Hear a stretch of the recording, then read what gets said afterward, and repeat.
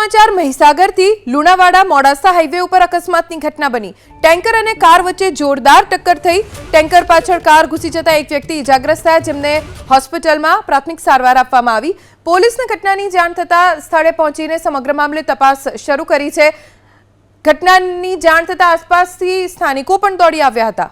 Tanker અને car વચ્ચે જોરદાર ટક્કર થઈ।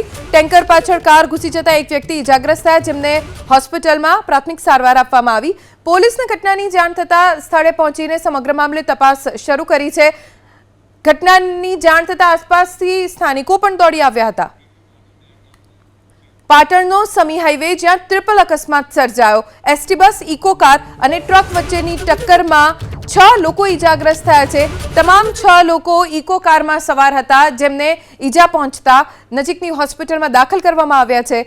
ટ્રિપલ અકસ્માતની ઘટનાને લઈને પોલીસે પણ સ્થળે પહોંચીને તપાસ શરૂ કરી છે।